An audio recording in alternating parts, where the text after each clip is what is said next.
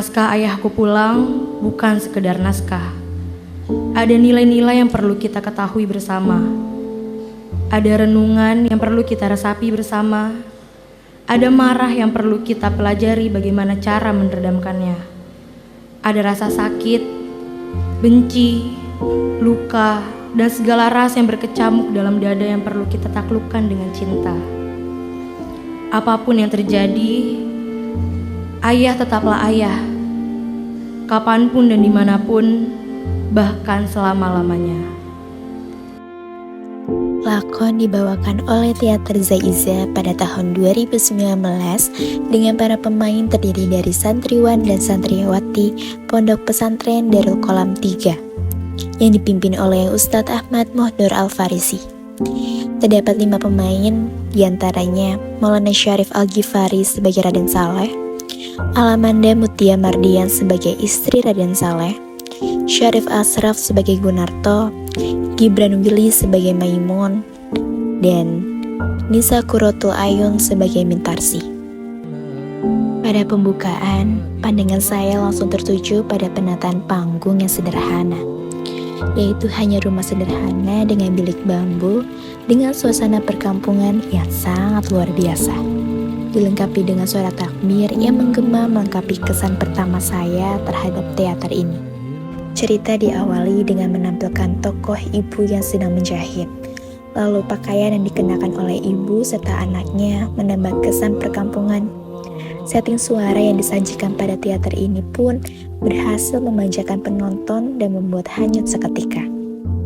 Lalu cerita di awal sudah menunjukkan ketidaksukaan Gunarto atas perlakuan ayahnya yang telah meninggalkan keluarganya. Terungkap ketika ibunya terhanyut dalam gema takbir. Beliau berkata, "Pada malam hari raya seperti inilah, ayahmu pergi meninggalkan ibu dengan tanpa sepatah kata pun." Lalu dengan nada kesal, Gunarto menjawab, "Kenapa ibu masih mengingat masa yang lampau itu? Mengingat orang yang sudah tidak ingat lagi kepada kita." Kemudian pada saat sang adik Maimun dan Mintarsi membicarakan dan berkata bahwa ia bertemu dengan seseorang yang mirip sang ayah, dan ibunya pun merespon, apakah itu mungkin ayahnya? Gunarto dengan tegas berkata, "Mungkinkah Bu, ayahmu kembali lagi?" Bu, yang lalu biarlah berlalu. Jangan ibu ingat lagi masa yang lampau itu. Puncak konflik dalam lakon ini adalah ketika sang ayah Raden Saleh datang kembali lagi ke rumahnya. Lalu ia meminta maaf atas apa perlakuannya dulu pada keluarganya ini. Namun, bagi Gunarto rasa sakit atas peninggalan ayahnya itu masih membekas. Ia tidak menganggap ayahnya ada. Karena ayahnya lah, Gunarto menderita. Bahkan ia berkata, Ayah kandung. Memang Gunarto dulu mempunyai seorang ayah, tapi sudah meninggal 20 tahun yang lalu. Dan Gunarto yang sekarang adalah Gunarto yang dibangun oleh diri Gunarto sendiri. Aku merdeka, semerdeka-merdekanya orang, Bu. pada akhir cerita, karena sang ayah merasa sakit hati atas perkataan Gunarto dan diusir olehnya, ia memutuskan untuk pergi meninggalkan keluarganya. Pada saat itu, gemuruh petir melanda, hujan pun deras. Namun sang ayah pun dengan rasa sakit hatinya melompat ke jembatan. Maimun sang adik Gunarto hanya menemukan kain dan kopiah milik ayahnya itu. Dan seketika Gunarto pun menyesal.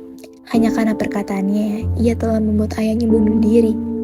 Ia bahkan berkata, Dia yang biasa dihormati, dia yang aku seperti diriku.